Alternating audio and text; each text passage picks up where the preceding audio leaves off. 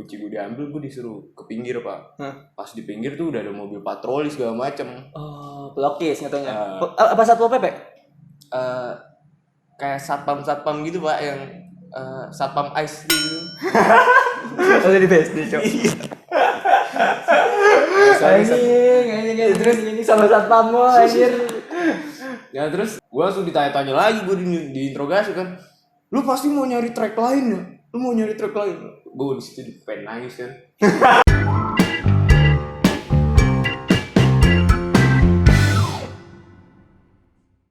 Lagi bersama kita di channel terkece, terkeren, terhits. Itu openingnya sih betul. Bentar pak. Oh, bentar. Ampun Bang Atta. Soalnya ini sebenarnya channel gua nih, bukan channel lu ya Bang ya. Bukan channel dia juga nih. Channel terkeren, terhits. Oke, kali ini gua kedatangan seorang tamu, namanya siapa nama lu? Amar. Oke, Amar. Amar ini adalah seorang pembalap. Anjing bro. Kagak ya bro, pembalap liar dah. Lu kalau ketemu pelukis laporin aja bro.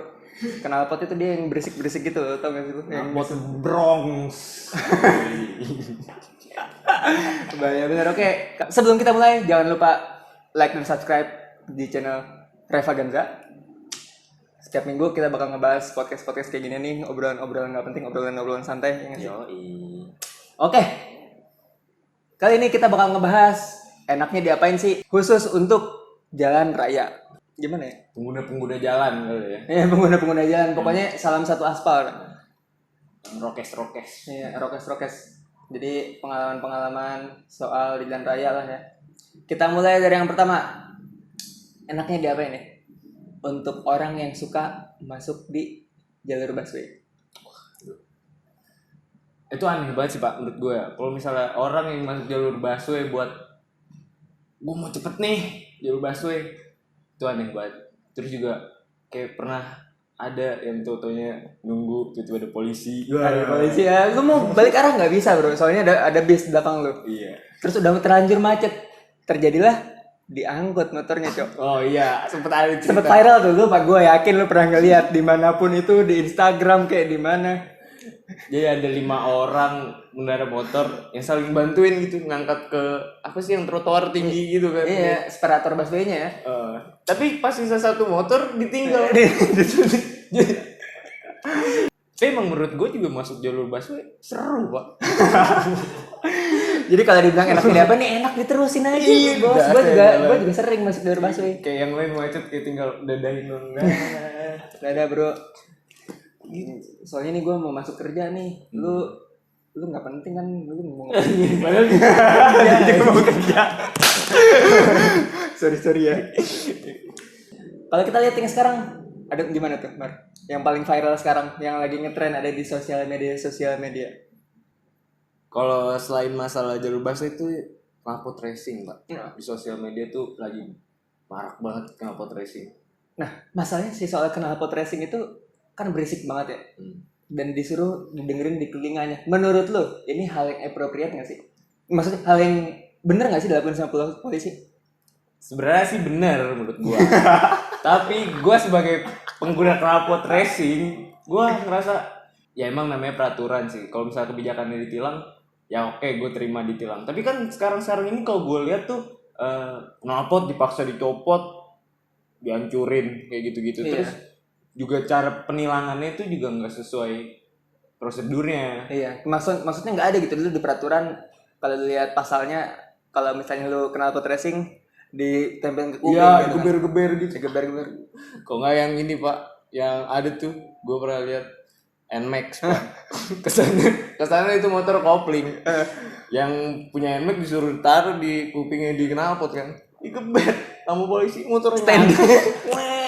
Itu aneh banget. Maksudnya sebenarnya nggak perlu lah kayak gitu. Dan lagian kalau misalnya kalau emang Indonesia nggak mau ada knalpot racing, kenapa nggak dihadang impornya, ya nggak sih? Kenapa barangnya masih mudah ditemuin di daerah-daerah sekitar, karena kita nyari duit doang, bener nggak sih?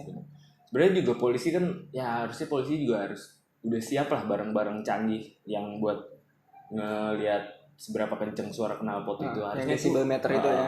Harusnya itu udah udah berlaku di semuanya lah. Jadi polisi juga nggak main-main yang gebar-geber di kuping atau langsung tindak paksa mencopot gitu-gitu sih menurut gua. Karena kalau lu pernah ngerasain nggak sih knalpot lu dicopot nih, lu gas motor lu, Hancur wah banget. gila coy. Itu tuh lu mau sampai 20 km aja tuh harus ngeden banget gitu loh, 20 km per jam tuh. Kasihan motor lu. Tapi kalau misalnya lu bilang knalpot racing itu mengganggu orang lain tuh sebenarnya Benar gimana? Iya benar juga sih. Tapi gimana kita juga sebagai pembawa motornya tuh kita gimana? Kita masih menghargai pengguna jalan lain atau enggak? Menurut gue sih gitu. Ya, kayak gitu karena sama knalpot gua juga mantan. Gue juga kayak gitu. Gue dulu pakai Satria sayap tuh. Gue ngerasa dulu kayaknya gue ganteng banget gitu gue pakai Satria knalpotnya racing. Bet suaranya. Cuman kalau gue pikir-pikir, aduh nggak banget gitu ya. Kalau sekarang kayaknya kalau ada cewek yang mau gue bonceng naik sayap kayaknya oke banget gitu ya. Kalau nggak cabe-cabean di pasar mungkin. Mungkin nanti kalau gue seumuran Cakra juga gue mikir gitu. Ngapain gue nggak pakai knalpot racing. Ya oke. Kalau ngomong-ngomong soal polisi, menurut lo kalau misalnya soal polisi yang pungli itu gimana tuh? Polisi pungli tuh menurut gue sih kadang ya nggak apa-apa sih Pak. Kalau misalnya tapi aneh juga Pak menurut gue. Ya emang sih kita kasih duit ke dia kayak misalnya contohnya kayak yang tilang-tilang yang bayar-bayar Bayar gitu gitu ya, bayar di TKP. tapi kan ya nggak apa-apa biar kita nggak ribet juga sih menurut gua. Ya tapi emang aneh juga sih menurut gua. Pasti juga dia ngasih harga yang harganya bukan harga-harga yang sesuai sama peraturan Gitu ya. Karena masalahnya hal ini gimana ya? Gaji polisi juga mungkin gaji polisi yang tamtama kayak gitu itu mungkin ya sedikit lah gitu ya mungkin ya. Jadi mereka masih butuh untuk ngakak dibanding sama pengamen di lampu merah setiap 2 menit dapat ceban mungkin kan. Walaupun caranya pungli. Ya, walaupun caranya pungli dan salah ya. Cuman beruntunglah kita sekarang karena viral itu udah sering terjadi. Kayak orang yang lagi pungli itu masuk media di mana-mana. Lu ingat gak sih dulu Cepet ada yang ke apa ya? ke up ya, gampang ke up. Dulu ada yang orang DPR mukul-mukul polisi. Lu nggak tahu gue siapa, ada mama gitu ya. Lu nggak tahu gue siapa, itu orang DPR ya. Dan dia sampai wah viral lah di mana-mana, terus si polisi itu dipuji kayak gitu. Yang kayak gitu kan sebenarnya kalau itu nggak nyampe viral tuh mama nggak bakal minta maaf tuh ke polisi. Iya. Tapi ya ujung-ujungnya gitu kalau misalnya tanda viral klarifikasi ujung-ujungnya minta maaf. Ya, jadi maksud gua dengan adanya viral jadi udah ada pengawas baru yaitu netizen untuk mengawasi si polisi itu gitu. Jadi sekarang menurut gua operasi-operasi itu kebanyakan lebih banyak yang ini sih official gitu. Karena udah banyak rider yang make GoPro gitu kan serat. Iya. Kayak gitu apa itu namanya? Motovlog. Motovlog. Lu nggak buat gituan betul Mar? Pak, kalau gue naik moge kayaknya gue masih bisa narik orang, Pak. Gue naik Aerox cuy. Kayak nggak ada yang menarik gitu kalau gue. Makanya gue mikir ya. Terus lagian lu naik Aerox juga lu suka balapan kali. Ya. Gimana tuh ceritanya tuh? Gue pernah balapan. Wah ini konyol banget sih menurut gue. Gue pernah balapan. Tapi satu sisi gue nge-startin temen gue kayak jadi 1, 2, 3 gitu-gitu. Pas ada gue pernah main di BSD, gue kayak gitu kan. Motor kanan kiri udah siap nih. Oke. Gue hitung 1, 2, 3. Pertama ada Mio Racing juga yang ngebalap gue. Tiba-tiba dia parkir Pak samping gue. Gue kira karena dia racing juga, gue kira dia menonton dong. Oke kan. Tiba-tiba ada Mega Pro langsung Malang. Gini. Pas Malang tuh. Gue dari motor jauh Pak. Gue dari motor gue tuh jauh tuh. Gue lari ke motor gue. Gue lari, kunci gue gak bisa masuk Pak. Oke di film-film Cok. Kalau di film kalau lagi dikejar setan.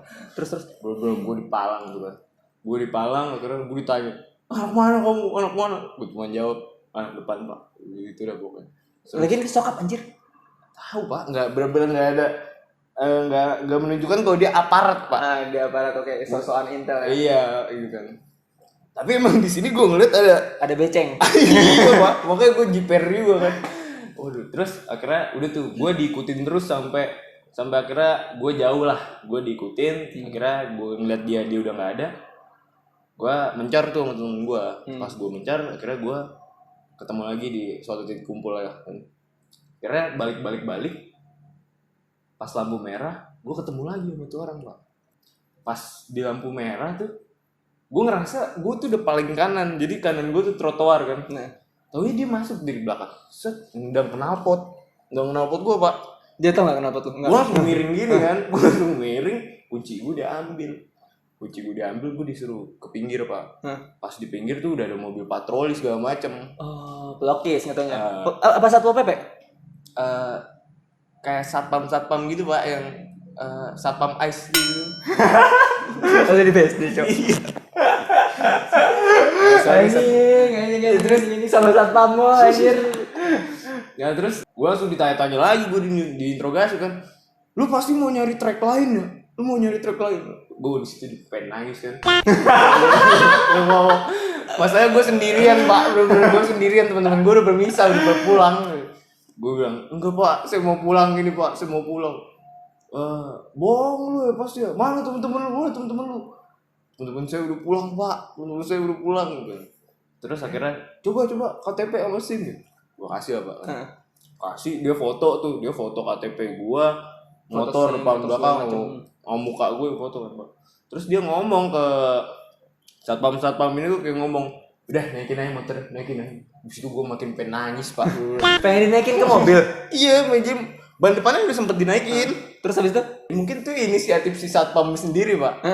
Kayak langsung nurunin lagi kan. Gara gue masih ngomong-ngomong aja sama polisi, gue masih ngomong, Pak jangan Pak, saya mohon Pak, saya jangan Pak, saya mau pulang Pak. Aneh banget deh pokoknya itu. Terus akhirnya dia ngegertak gue kali. Saya udah tahu alamat kamu. Semua udah tahu. Jam 12 malam nanti saya ke rumah kamu. Kalau kamu nggak ada di rumah, wah orang tua kamu pasti kaget tuh. Gitu. Saya buru-buru pulang Pak. Oh dibalikin akhirnya motornya? Iya dibalikin akhirnya, dibalikin SIM sama KTP-nya dibalikin. Tapi lu nggak ngasih apa? Enggak. Alhamdulillah. Karena soal tilang gue pernah nih ada 2 kasus. Yang pertama gue ditilang duit di dompet cuma 10.000. Gimana ceritanya tuh? Kan gue bingung kan. Gue waktu itu di daerah Monas, gue nggak tahu kalau itu tuh nggak boleh naik motor. Di situ seret gue lewat, terus tuh polisi minggir kan, wah saya tahu kamu anak kuliahan, jadi kita sama-sama enak aja lah. Dia bilang gitu. Gue nggak bener-bener pengen apa ya? Nggak pengen nyogok gitu, karena gue nggak punya duit. Terus gue lihat, Pak duit saya cuma 10.000. Terus dia diam kan, call transfer bisa nggak? Gue bilang gitu, call transfer bisa nggak? Terus dia diem doang kan, terus dia ngobrol sama atasannya segala macam. Ya udahlah, sama-sama enak aja, saya juga pernah ngerasain kuliah. Dia ambil cok 10.000. Astagfirullahaladzim, 10.000-nya diambil. Ya udah nih nanti kamu hati-hati ya, jangan kesini lagi. Oke, itu yang masih kata gue, oh ya udah alhamdulillah. Paling nggak daripada STNK gue diambil segala macam ya. Makin ribet. Nah ada lagi yang kedua. Nah ini adalah tips kalau lu lagi ditilang, lu jangan pernah langsung nyogok gitu. Karena kalau lu kebetulan ketemu polisi yang agak baik, yang baik beneran, lu bisa jadi gimana maksudnya? Lu mau nyogok saya? Iya, gitu. bener. Kamu mau nyogok saya kayak gitu loh. Apalagi polisi-polisi yang ada kamera itu. Nah, itu bahaya, Cok. Kalau misalnya lu kayak gitu bahaya banget. Jadi saran gua, lu selalu ngomong gini, ini adalah kode untuk lu mau nyogok tapi dengan cara yang halus. Gimana itu? Caranya adalah ngomong, Pak, bukannya tilang ada yang bayar di tempat ya, Pak? Tinggal ngomong kayak gitu. Pak tilang kan dia mau ngambil nih semuanya segala macam, lu bilang aja, Pak bukannya tilang ada yang bayar di tempat ya Pak? Kalau bayar di tempat berapa ya Pak? Nah itulah yang nanti dia akan koordinasi nih sama teman-temannya. Oh ya udahlah, baru dikasih harga. Gitu. Langsung ngomong, masuk sini masuk. Karena sebenarnya pun emang ada tilang bayar di tempat, cuman nggak semahal itu gitu. Iya. Lu pernah nggak sih tilang yang beneran yang disuruh transfer ada lembar biru? Nah iya. Nah itu tuh sebenarnya tilang bayar di tempat tuh beneran ada. Kayak gitu.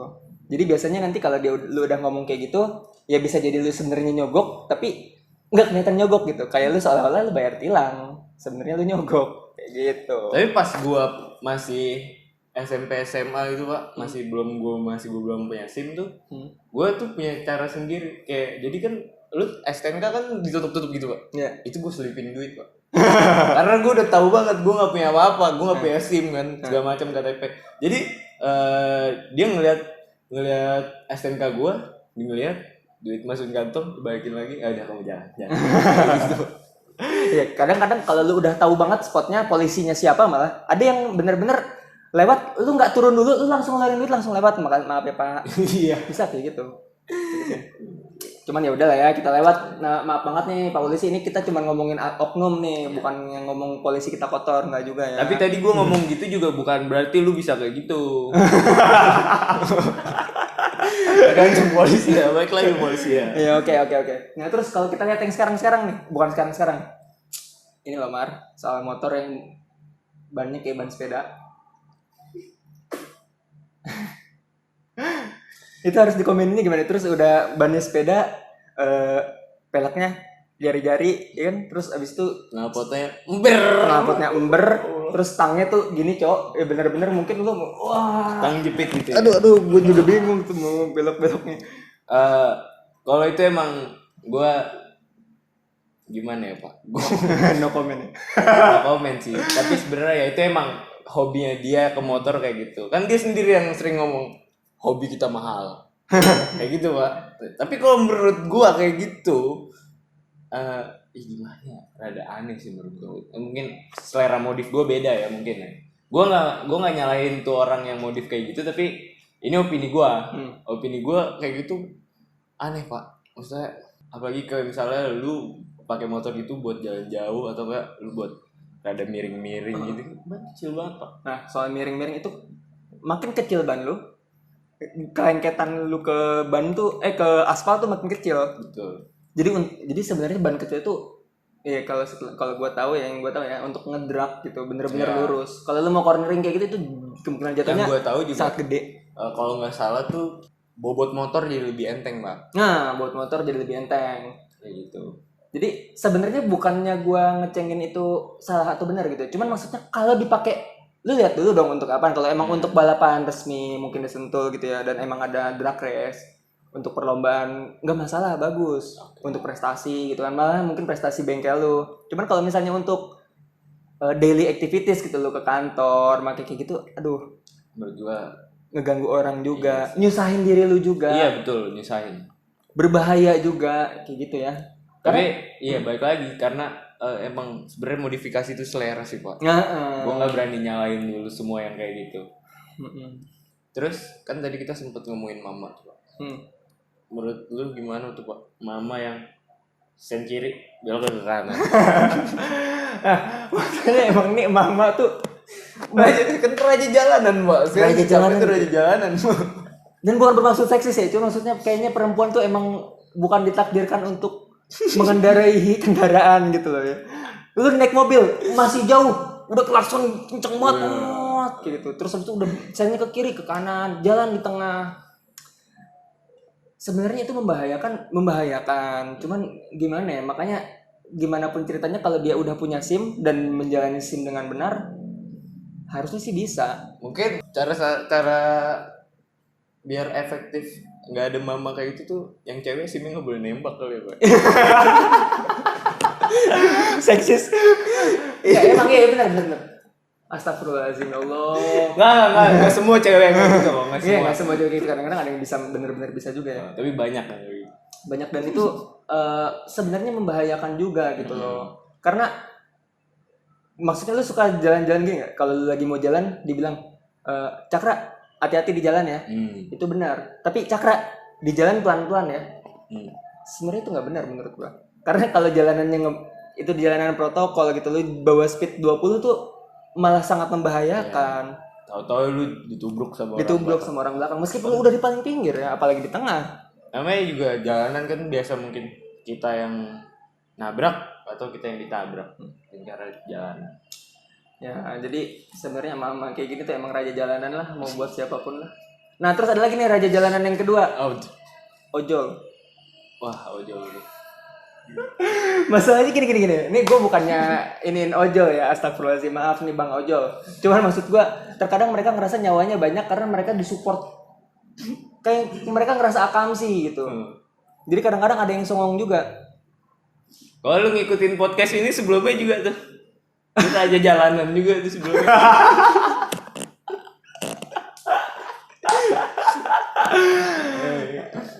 Ya jadi misalnya, ya nggak sih Mar, maksud gua bukannya semua ojol tuh nyolot, malah ojol kebanyakan baik ya. Cuma maksudnya ada oknum juga yang ojol tuh karena dia ngerasa, wah kalau gua diajakin ribut sama orang tenang aja, semua ojol-ojol di sini ngebantuin gua.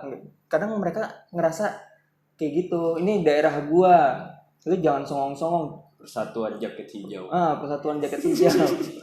Itu dia nih yang ya, jadi maksudnya ke abang-abang ojol ini maksud gue jangan kayak gitulah ya bang, karena kan kita juga kan sama-sama pengguna jalanan ya bang. Tapi untungnya sih gue belum pernah Pak punya masalah sama ojol. Ya, dan malah ojol ini malah kadang berdampak positif. Kadang-kadang lu suka ngeliat yang tukang ngebut yang apa ya, yang ugal-ugalan gitu ya.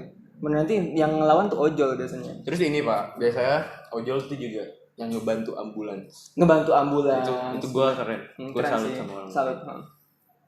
Jadi kalau dibilang raja jalanan, ojol juga raja jalanan coy. Lu tau gak sih orang-orang yang baru hobi mobil, yang pasang speakernya segede gaban. Iya, biar kedengeran. Itu gimana ya? Menurut lu gimana tuh Mar? Gue pernah Pak punya cerita tentang yang kayak gitu. Jadi posisinya tuh gue lagi jalan di kanan, dia tuh tiba-tiba ke kanan Pak. Pas gue ke kanan kan, gue klaksonin tapi nggak ada respon apa-apa lah gitu. Gue sebelahin, gue denger suara ceduk. Terus yang bawa mobil juga mulutnya komat kamit Pak, berarti nyanyi kan tuh. Berarti nyanyi. Terus dia tuh, gue masih berusaha, karena itu gue naik motor temen gue masih berusaha geber biar dia notice gue Pak. Tapi gue seakan-akan tidak dipedulin Pak. Cuek aja. Dia cuek banget. Akhirnya gue di belakang dia, gue balap lagi, gue tampol spionnya Pak. Dia baru tuh respon ke gue, dia ngejar gue Pak. Tapi gue masih bocah, gue takut, gue kabur.